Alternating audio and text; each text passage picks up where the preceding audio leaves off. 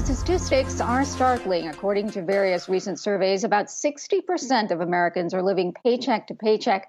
Many don't have enough funds in their account to cover an emergency bill. But despite higher wages and a flush stock market, many are having a hard time saving. And here with lessons on how to help change some of that is Tiffany Grant, financial wellness facilitator and Money Talk with Tiff. Thank you so much for being here, Tiffany. What do you think are some of the hurdles that keep people from making these savings that they know they really need to? Yes. So the first thing I always love to tell people is money is psychological, right? So I've come up with three things that people need to focus on when it comes to setting your financial goals and then also reaching them, right? So the first one, I'll just jump right in, is to make sure that you check in with your current values, beliefs, non financial goals before you even get started with your financial goals. This is important because you have to make sure that your goals align with who you are as a person in order for you to stick with them. Second, it's important to go ahead and prioritize those goals. So if you have, let's say, 5 goals and some of them are immediate, some of them may be 5, 10 years down the road, start making a hierarchy of those goals.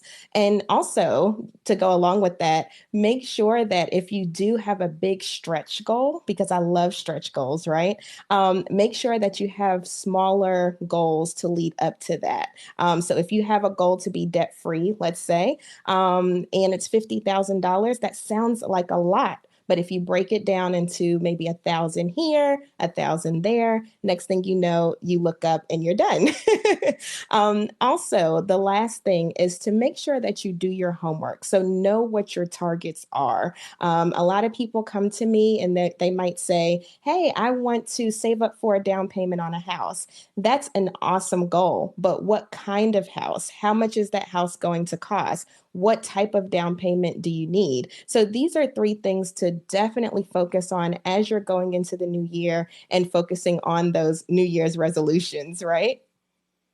And Tiff, something that we've been talking about, even with the last guest, it's so important to keep well mentally and to keep your sanity. We were talking about networking and how to socialize a little bit, but with respect to your financial planning, how do you keep it all together in these times?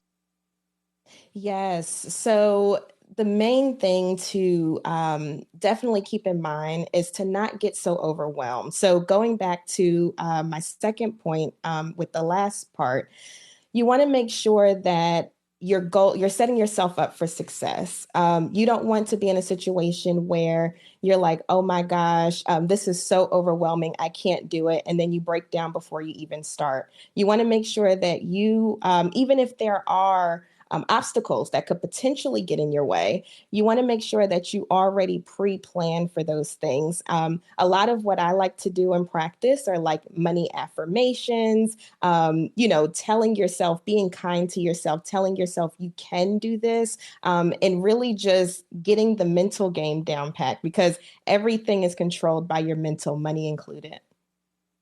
And then you say you have a savings challenge. Tell us more about that.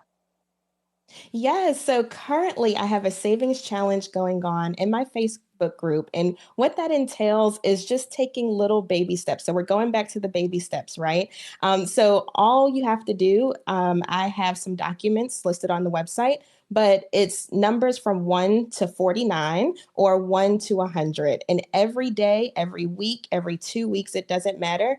What you're going to do is take a number from that list, go ahead and put that money in an envelope in a separate savings account wherever you need to put it so you don't touch it, and then cross it off the list and you can't use that number again. So it's a fun way to get people to start saving with as little money as possible. I mean, number one, right? $1. You can find $1 probably just looking around you right now.